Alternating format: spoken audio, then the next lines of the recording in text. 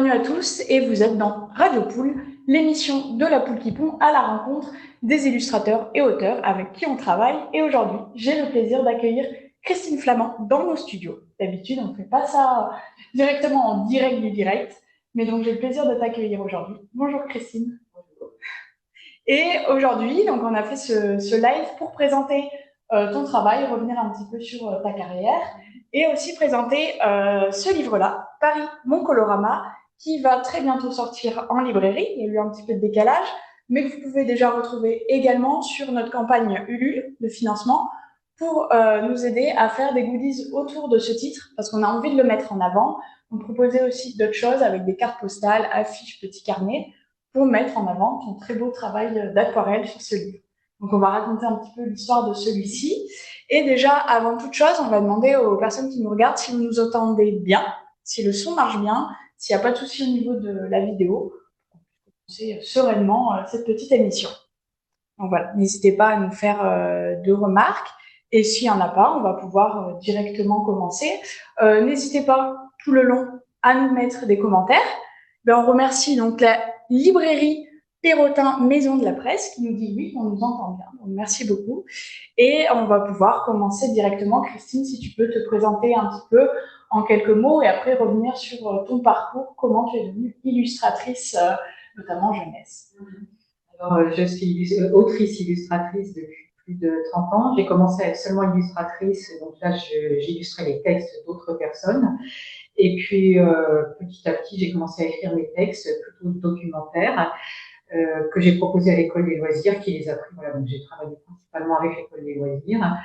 Et puis, quand je suis arrivée ici, eh bien, j'ai rencontré la Poule et j'ai commencé à travailler avec eux. Ouais. Et du coup, comment revenir un petit peu plus avant, comment tu es devenue illustratrice? Qu'est-ce qui t'a amené sur cette voie-là?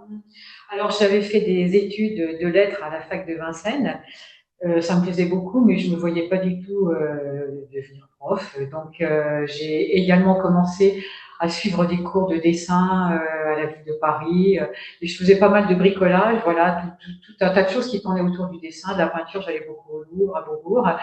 Et puis, petit à petit, c'est forgé l'idée de faire des livres pour la jeunesse que j'ai commencé à proposer aux éditeurs. À l'époque, c'était très facile, hein, téléphoner, on avait rendez-vous aussitôt. Voilà, donc j'ai proposé des textes qui existaient déjà, illustrés par moi-même. Bon, ça marchait pas trop, et puis un jour, quand même, j'ai eu une commande, et puis une autre. Voilà, ça a commencé comme ça. D'accord. Et justement, donc tu parles de la poule qui pond. C'est comment s'est faite la rencontre avec Valentin? Alors, on s'est rencontrés sur un salon à Chamalières, je crois. Et je voulais le rencontrer depuis un certain temps, mais c'est pareil, les éditeurs se protègent, ce que je comprends, parce qu'ils sont tellement sollicités. Donc voilà, le fait qu'on se soit rencontrés m'a permis du coup, de pouvoir prendre un rendez-vous, de venir lui présenter ce que j'avais déjà fait et surtout un projet que j'avais sur les oiseaux. Euh, voilà, qui ne l'a pas intéressé tout de suite parce que j'avais conçu autrement et ce qui n'était pas forcément une bonne idée. Donc je lui ai en toute fin du rendez-vous, je lui ai présenté mon projet initial qui l'a beaucoup plus emballé, avec des illustrations que j'avais faites bien avant, qui l'ont aussi beaucoup plus emballé. Et du coup, on est parti là-dessus. Donc, hop, je me permets de le récupérer. Donc, c'est le tout premier de Oiseaux de jardin, voilà, qui a donné suite ensuite à une série. Voilà, Oiseaux de l'eau, Oiseaux de proie. Et en fait, moi, la proposition que j'avais faite au départ, c'était du dessin au crayon de couleur. J'avais envie de changer un peu puisque je fais beaucoup d'aquarelle. Et bon, le crayon de couleur, ça lui plaisait pas trop. Et donc, en fait, il a eu une super idée. Il m'a proposé de faire, puisque le principe, c'est qu'on voit en double page un milieu naturel, on soulève le découpage, et dans le milieu naturel, du coup, on découvre les oiseaux, eux, en couleur. Et donc, c'est Valentin qui m'a proposé de faire ce milieu naturel en noir et blanc, et de tourner la page et de découvrir les oiseaux en couleur. À la plume, c'était une super bonne idée. Oui, ça marche bien. C'est vrai que généralement, nous, à la boutique, il y a des gens qui regardent les livres et qui font « Ah, attention, votre livre, il est déchiré !» Et moi, j'arrive, je suis en mode « Non, non, non, c'est le principe !» Un petit peu de ce petit jeu de cache-cache et découvrir. À chaque fois, les gens sont assez émerveillés de découvrir ces oiseaux et c'est des livres qui marchent un peu pour toute la famille. Hein. Oui, les tout petits, ils aiment bien découvrir et les plus grands, c'est aussi reconnaître Normalement, ils sont contents de savoir, ah, je sais que c'est ça. Oui, oui. Donc voilà. Et là, sur ces albums-là, tu as travaillé comment pour ces oiseaux T'es parti un petit peu te balader, tu as fait. Alors, le premier livre que j'ai fait pour l'école des loisirs, c'était sur un coin sauvage dans le jardin. Et en fait, j'ai découvert toute une faune et une flore qui étaient interdépendants. Et donc, du coup, j'ai appris pas mal de choses à cette époque-là et bon, ça m'est resté. Après, j'ai fait plutôt des documentaires historiques et je suis revenue à ça il y a quelques années en me disant, mais en fait, surtout quand j'allais faire des animations dans les écoles, je voyais que les enfants, autant que les adultes d'ailleurs, ne connaissent ni le nom des arbres, ni des fleurs, ni des oiseaux. Enfin, bon. Et donc, j'ai eu envie de faire un livre sur les oiseaux précisément parce que on ne connaît pas le nom des oiseaux. Donc, j'ai eu cette idée. Euh, alors là, non pas d'inventer une histoire, mais plutôt de ce découpage, c'est-à-dire déjà on reconnaît le milieu naturel, parce qu'on ne les trouve pas tous dans les mêmes milieux, et puis ensuite on découvre les oiseaux. Par exemple, les gens sont persuadés que les rouges-gorges font leur nid dans des arbres, ben non, les rouges-gorges font leur nid au sol. Donc voilà, c'est ce qui m'amusait, c'était de faire découvrir ça aux enfants. Voilà comment l'idée est venue. Oui, et du coup, enfin, c'est quelque chose qui te suit dans ton travail, la découverte, parce que tu fais aussi beaucoup de carnets de voyage aussi. Donc, Colorama, c'est quelque chose, tu as toujours envie de découvrir des nouvelles choses, d'aller explorer. Oui, oui, je crois qu'on peut dire ça. C'est la curiosité, oui, je crois que oui, c'est ça, voilà.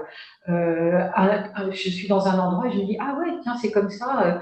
Ah ben, ça serait pas mal que je fasse une peinture là-dessus. Ah ben tiens, je pourrais écrire un texte là-dessus. Voilà, parce que bon, c'est comme ça que ça se passe. Et Paris, bon, ben, je suis parisienne, hein, donc en fait, on connaît certaines villes de Paris. Et à un moment donné, j'ai eu envie de montrer d'autres coins de Paris. Bon, évidemment, dans ce livre-là sur Paris, il y a beaucoup d'endroits connus, mais il y en a aussi beaucoup d'inconnus. Et puis, je ne crois jamais avoir vu de livre sur les couleurs de Paris. Et c'est ça, à un moment donné, que j'ai eu envie de développer.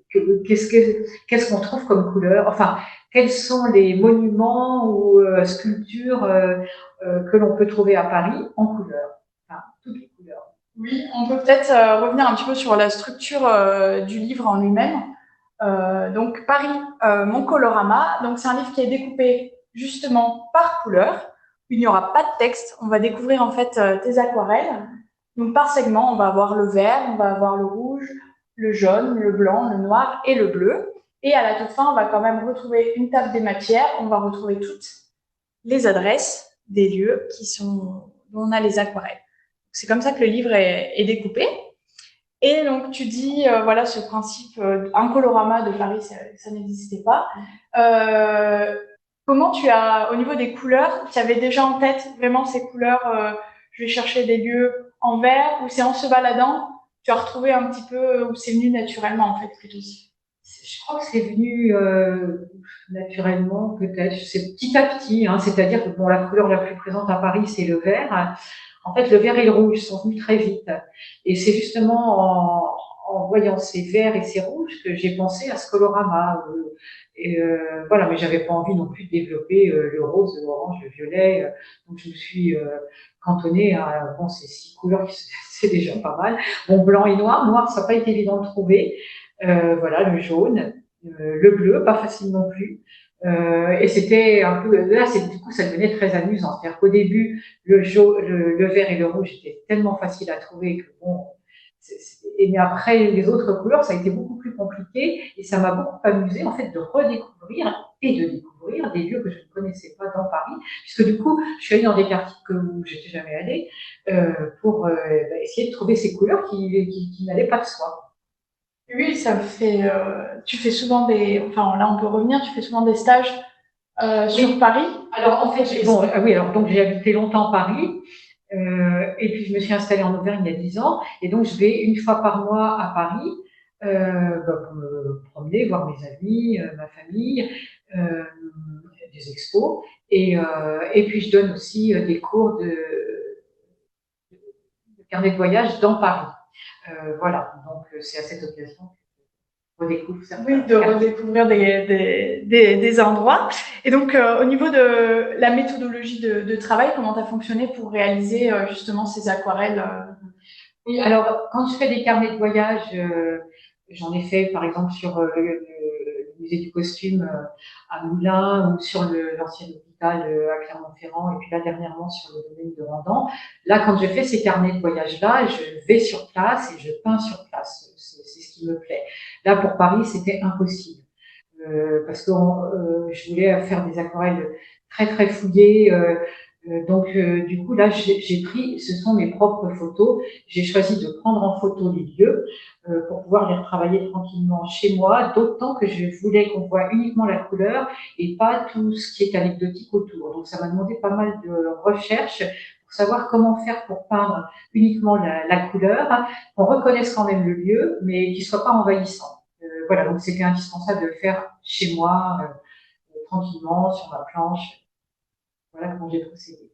D'accord. Et donc là, c'est un projet que tu avais un petit peu en tête depuis plusieurs années. Oui. Comment tu l'as présenté justement à Valentin? Parce que c'est un petit peu, on est quand même un éditeur clermontois, donc Oui. c'est vrai que c'est un petit peu particulier. Paris, ça nous parle un peu moins, à part quand on va en salon là-bas. Donc comment ça s'est passé Les projets, en fait, je les ai en tête souvent depuis très longtemps. Les oiseaux, je les avais en tête depuis très longtemps, mais j'avais pas eu le temps ou l'occasion de les développer.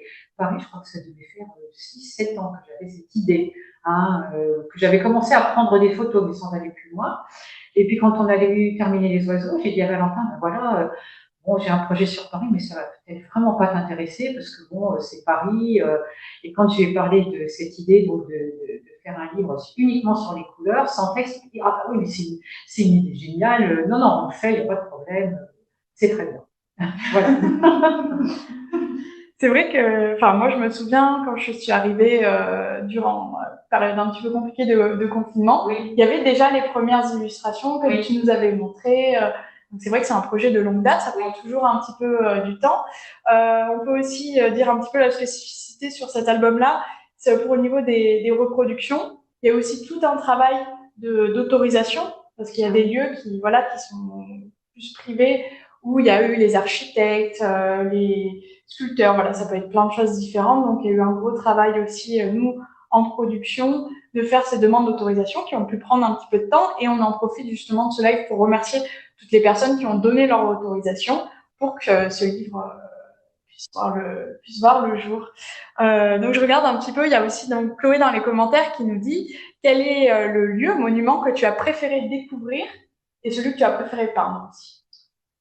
Alors, j'ai découvert un quartier vers la porte d'Aubervilliers. Alors là, j'étais vraiment ravie de découvrir cet endroit-là que je connaissais pas du tout. D'abord, j'ai découvert d'autres immeubles dans le coin, mais que j'ai pas pu reproduire. Mais en fait, ce sont les anciens entrepôts de la SNCF qui sont au boulevard McDonald. Donc, la SNCF a conservé la base de ces entrepôts et a fait construire dessus des immeubles contemporains par des agences d'architecture.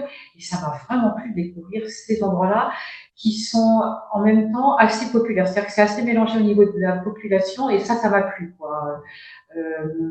Par rapport au quartier de la Grande Bibliothèque, où il y a des immeubles contemporains très intéressants aussi, mais ce quartier-là est plus froid et bon, il y a moins de, ça me semble beaucoup moins populaire, même si les immeubles sont vraiment très intéressants. Donc ça, je crois que c'est tous les quartiers périphériques qui m'ont intéressée. Et ce qui m'a plu aussi, c'est je pensais que Paris était un peu figé. Alors dans le centre, oui, mais en fait, tout ce qui est dès qu'on va un peu vers les arrondissements périphériques, ça bouge, c'est incroyable, quoi. Donc ces quartiers-là m'ont vraiment plu. Oui, c'était une chouette découverte. Oui. Et du coup, comme tu disais tout à l'heure, donc on retrouve des lieux assez connus, populaires, très touristiques, mais aussi ces lieux un petit peu plus insolites, parce qu'on va avoir des monuments, il va y avoir aussi des sculptures qui sont dans le livre. Oui. On va avoir des éléments urbains, je pense aux escaliers qui sont bleus. Je vais montrer un petit peu quelques illustrations. C'est un escalier éphémère, en fait, que j'ai découvert dans le 20e arrondissement en promenant. Donc, j'ai vu cet escalier bleu. J'avais tellement de mal à trouver du bleu. Je me suis dit, bah, ça, c'est formidable. Voilà l'escalier qu'il me faut. Donc, c'était bien. Et puis, j'avais aussi envie de traduire l'esprit de Paris, c'est-à-dire pas seulement les monuments, mais aussi, oui, les sculptures. Je trouve que c'est vraiment important. Ce qui fait que je suis aussi allée dans les musées, pas seulement dans les rues. Voilà, par exemple, voilà, ça c'est dans la salle des Cariatides au Louvre. Louvre qui est vraiment ma maison. C'est un musée que j'adore, où je découvre sans cesse de nouvelles choses. Ah ben là, on voit aussi, voilà, ça c'est loin, mais c'est très très beau. C'est Porte de Saint-Cloud, donc il faut y aller. C'est vraiment complètement aux antipodes, je trouve. Mais bon, cette place là, de la Porte de Saint-Cloud avec ses fontaines, c'est très beau. C'est vrai elles sont superbes et les aquarelles. Donc là, c'est pas forcément, ça rend pas forcément justice, hein, la caméra en visio, mais on vous invite à feuilleter le livre en librairie quand il y sera, aussi d'en parler. Hein, forcément, si votre libraire n'est pas au courant, ça peut être la bonne idée de lui faire découvrir ce livre-là. Donc c'est vraiment un livre qui s'adresse euh, aux Parisiens qui ont envie peut-être d'avoir quelque chose d'assez unique sur leur ville, de redécouvrir des lieux. Ça peut être aussi un petit guide touristique un petit peu différent, nouveau, de se dire, voilà, on va visiter un Paris en couleur, parce que c'est vrai que on est un peu je veux dire, en auvergnate. Paris, ça peut faire un petit peu peur, ça peut être un peu grisant, mais on redécouvre vraiment avec ce livre-là une autre manière de voir la ville avec. Oui, et pas seulement Paris, hein, toutes les villes. Finalement, c'est amusant, je trouve, d'avoir ce fil-là pour visiter une ville par les couleurs, voilà. Et, euh, et ben, du coup, peut-être qu'on s'attache plus à ce qu'on voit. C'est ça que je trouve intéressant. C'est prêter attention à oui, tout. Je me doute que pour retrouver justement, tu disais pour le bleu que c'était peut-être compliqué, c'est vraiment prêter attention à chaque détail pour voir où on retrouve ce bleu dans Paris. Donc voilà. Après, ce que peux te proposer pour parler un petit peu de ces lieux, là juste derrière nous, il y a tes originaux. Est-ce qu'on pourrait pas en prendre quelques-uns, tu vois, pour présenter un petit peu l'histoire de ces lieux et de ces aquarelles que tu as réalisées ensuite. Alors celui-ci, pour les Parisiens, c'est un endroit assez connu, c'est une boucherie Chevaline dans le Marais. Donc voilà, ça c'était amusant de la montrer. Bon, ça aussi, là à la Villette, en rouge, bon, ce sont les folies de la Villette, ça, bon, c'est un endroit assez emblématique. Ça, c'est assez curieux. C'est la pagode dans le 8e arrondissement. Évidemment, le métro. Bon, je ne vais pas montrer tous les rouges hein, pour que vous découvriez. Ça, par exemple, tiens, en bleu. Ça, c'est au Hall. Alors, j'étais très contente d'avoir trouvé cette table de ping-pong, enfin, ce lieu tout bleu. Je ne m'attendais pas du tout à ça. Bon, bah, ça, c'est ça, architecture du 19e. Bon, j'adore les gares parisiennes. Donc, celle-ci, bah, si vous essayez de savoir où elle est, je ne sais pas toujours. Beaubourg, hein, évidemment. Hein, ça, Beaubourg, c'est l'endroit indispensable. Là, par exemple, bon, là, voilà l'escalier bleu, mais celle-ci, beaucoup de gens la connaissent pas. Moi-même, je l'ai découverte absolument par hasard en me promenant vers Gambetta dans un square qui n'est pas, qui n'a pas un grand intérêt, ce square, mais il y a cette serre qui est incroyable.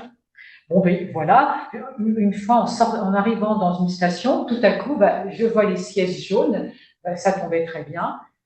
C'est vrai que c'est emblématique, mais c'est des éléments qu'on fait plus attention quand on est, pour le coup, quand on vit à Paris. Voilà, par exemple, là aussi, cette petite ruche qu'il faut regarder en hauteur, hein, elle est rue Pierre Lescot au Hall. Là, l'hôtel de police dans le 13e arrondissement, bon, j'avais le souvenir qu'il était très moche, donc je pense qu'il a été recouvert par cette structure-là en acier, enfin acier métal. Ah ben voilà, ça par exemple, cet immeuble, c'est là, dans le 19e, là, vers ce boulevard McDonald. Et puis, il y a aussi des choses voilà, très anciennes, ça sur le pont Alexandre III, ou bien dans le 9e arrondissement, un bas-relief sur la façade des Folies Bergères. Porte de Montreuil, bon, il n'y a pas grand-chose, enfin, on ne s'y attend pas, mais cette bibliothèque, là, tout jaune, c'est assez beau aussi. Voilà. Ah, par exemple encore, le Pont Neuf, qui n'est pas jaune, mais là, ce jour-là, le soleil tapait dessus et c'était jaune. C'est ma photo donc il était totalement jaune. Voilà. Donc, parfois aussi, il y a des interprétations.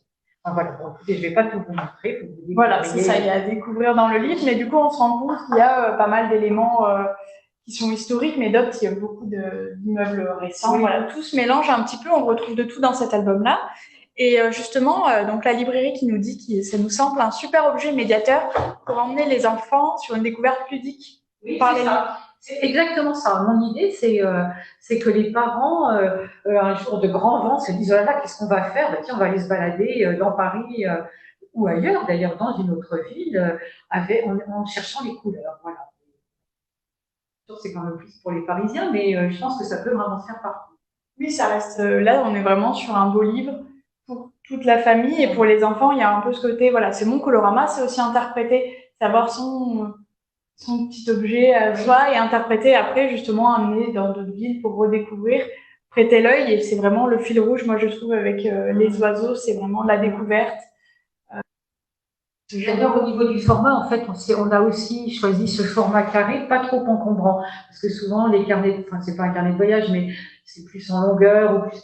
Là, moi, ce que je voulais, c'était que ce soit un livre. Bon, on n'est pas dans la poche, mais quand même, il est pas trop grand, quoi. Voilà, c'était le but. Et donc, au niveau pour revenir sur les couleurs, donc tu disais, ce qui a été le plus difficile, au final, c'est le bleu et les noirs. Oui, les noirs, oui, les bleus et les noirs, oui, ça n'a pas été évident de trouver ça. Oui, et oui, donc par exemple, on peut retrouver. Bah, la nuit, la nuit, là, c'est une idée, en fait. Voilà. Hein, voilà, ce sont les toits de Paris, mais qui sont même, je crois, au patrimoine mondial de l'UNESCO, je crois. D'accord. Ou en voie de lettres, je sais plus, ou en demande de lettres. Voilà, c'est les toits de Paris, c'est spécifique. Et ce qu'on retrouve à côté aussi, ce qu'on disait, c'est une toute petite sculpture au Louvre, voilà, parce que je cherchais un objet rouge, et donc je me baladais dans les départements des sculptures anciennes, et je cherchais désespérément une sculpture rouge que j'ai trouvée, voilà, très contente, et que je n'avais jamais vue, justement. Donc c'est ça qui est intéressant, parce que quand même, allant souvent au Louvre, cette sculpture-là, j'y avais jamais prêté attention. Ça, je trouve ça super. D'accord. Et là, que tu disais que tu cherchais quelque chose, tu t'es donné un peu une contrainte de te dire par couleur d'avoir des extérieurs, une façade, une sculpture. Oui, il y a eu un peu quand même ce. Oui, non, je me suis donné une contrainte. Je voulais pas qu'il y ait que des façades ou que des sculptures. Et donc là, en rouge, il y avait pas mal de monuments déjà. Donc je voulais vraiment trouver une sculpture en rouge. Quoi, voilà. Et donc au Louvre, j'ai cherché uniquement cette sculpture. J'ai pas cherché au Louvre chaque couleur, hein, pas du tout. Hein, non, je voulais juste cette petite sculpture. D'accord. Et donc tu fais aussi, donc tu disais tout à l'heure les stages sur Paris. Ça amène aussi, enfin ce travail-là que tu as fait, c'est quelque chose que tu proposes dans tes stages d'essayer de rechercher par élément, bon pas forcément les couleurs, mais avec, je sais pas, je veux dire les portes, voilà, d'avoir un thème comme particulier. Le carnet de voyage, là, c'est quand même autre chose. Hein. C'est le carnet de voyage. On est devant un paysage urbain ou champêtre, hein, et on pense qu'on a devant les yeux. Quoi. Donc là, c'est plutôt la recherche, je sais pas, d'un élément intéressant, d'une perspective, d'une atmosphère intéressante, et comment faire pour la traduire. D'accord. Et donc, le livre qui va bientôt sortir en librairie, normalement la semaine prochaine, le 10 novembre, tu as déjà quelques exemplaires que tu as pu montrer un petit peu autour de toi. C'est quoi les premiers retours que tu as eus sur ce livre? Tout le monde me dit, oh, c'est magnifique. Alors moi, je suis très flattée, voilà. Je ne peux dire que ça, que c'est magnifique et que c'est une très bonne idée. Voilà. Et que certains endroits sont totalement inconnus des Parisiens. Oui, bah, c'est sûr qu'on doit découvrir pas mal de choses. Et je trouve qu'on a tendance, quand on habite dans une ville, à moins ouvrir les yeux que forcément quand on va en visiter une. Je pense que là, clairement, on peut aller pas très loin et découvrir beaucoup de choses. Tout à fait, oui. Alors, on a toujours nos parcours, hein, donc on prend toujours les mêmes parcours, effectivement. Donc c'est vraiment l'occasion d'en trouver de nouveaux. De redécouvrir. Oui. Et c'est aussi un livre que tu as présenté à la rentrée des auteurs qui s'est déroulé à Lyon, organisé par la région. Comment ça s'est passé? Tu as pu présenter le livre et tu as eu des retours ou c'était... Non, bon, alors, c'était très intéressant, hein, cette présentation, mais je suis passée en fin d'après-midi, donc voilà, j'ai présenté le livre, mais assez rapidement quand même, hein, bon, comme il fallait, mais très rapidement. D'accord, oui, il n'y a pas eu d'échange particulier. Non, on commençait tous à être un petit peu fatigués. D'accord. Donc voilà, il faudra attendre le retour, l'arrivée en librairie pour que vous puissiez découvrir le livre. Toujours la librairie Perrotin qui nous dit c'est super de pouvoir le mettre dans le sac. Et voilà, qu'elle pense que le pari insolite pour les enfants et les parents, c'est super. Donc, merci. Et elle demande si tu vas faire un tour lors du salon de Montreuil. Je présume que c'est pour le salon. Alors, moi, je n'y serai pas, j'y vais pas chaque année, donc non, et la politique on y sera et présentera les livres. Moi, je n'y serai pas. Par contre, je serai au rendez-vous des carnets de voyage à Clermont-Ferrand en novembre, je ne sais plus les dates. C'est le dernier week-end, celui d'avant. Je crois que c'est vers le 16-17 novembre, il me semble, quelque chose comme ça, où je présenterai donc le carnet de Paris et le Colorama de Paris, et puis le carnet que j'ai fait au domaine de Rembrandt. D'accord. Et nous, donc, oui, justement, on sera bien à Montreuil, on sera à l'étage, à peu près à la même place que les autres années. Et donc, on aura Paris-Mon Colorama. On va essayer d'être là-bas pour avoir vraiment un espace dédié et aussi proposer les petits goodies qu'on pourra imprimer avec la campagne Ulule. Donc, on vous invite à faire un tour sur cette campagne. L'idée, c'est vraiment de soutenir le livre et la promotion de celui-ci. C'est avoir du financement pour pouvoir imprimer des petits goodies, d'autres choses pour continuer l'expérience de ce livre-là. Et c'est aussi nous soutenir dans vous en avez entendu parler, dans une période qui est un petit peu compliquée avec l'augmentation du papier. Nous, pour le coup, ça va être ça qui va nous toucher, en dehors de toutes les autres matières premières. Donc voilà, c'est très sympa de participer. Moi aussi, juste de parler de la campagne, de la partager, c'est déjà un gros plus pour nous soutenir. Donc, je voudrais ajouter d'ailleurs à propos de cette campagne c'est un livre qui est très soigné au niveau du choix du papier, de la reproduction. Moi, je suis très très contente parce que je ne vois pas de différence dans l'éclat des couleurs. Enfin, j'ai été vraiment très contente de feuilleter ce livre. C'est un beau livre, vraiment très beau. Voilà. Et vous avez aussi, c'est quelque chose qu'on n'avait pas vraiment fait jusqu'à présent, les effets pour la couverture, donc le titre est doré. Oui. Voilà, donc c'est aussi le petit plus du beau livre. Et donc, hop, derrière, on peut retrouver aussi mosaïque avec les différentes couleurs. On vous invite, si vous avez quelques questions à nous poser dans les commentaires, mais sinon, je pense qu'on pourra aussi s'arrêter là, à part s'il y a des choses que tu as envie de rajouter. Plaisir, mais voilà. N'hésitez pas si vous avez des dernières questions à poser sur Paris-Mon Colorama, sur ton parcours, aussi même revenir sur les oiseaux. Voilà, il faut pas hésiter à demander. En tout cas, on peut te retrouver du coup à ton atelier pour faire des stages.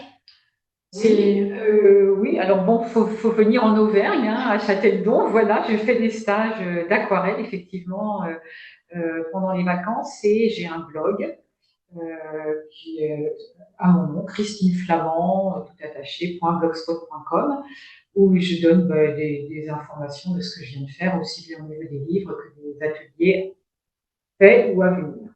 D'accord, comme ça, vous pouvez suivre toutes les informations. On vous remercie donc d'avoir suivi ce live. On remercie la librairie Perrotin qui a été très actif dans les commentaires. On vous souhaite à tous une très bonne journée et à n'importe quel moment de la journée, si vous regardez la rediffusion de celui-ci, parce qu'on va mettre la version intégrale sur YouTube ensuite, où vous pouvez retrouver les autres émissions Radio Pool. Les émissions, on va aussi à la rencontre des libraires, où on aura l'occasion très prochainement de leur présenter. Donc, Paris, Mon Colorama.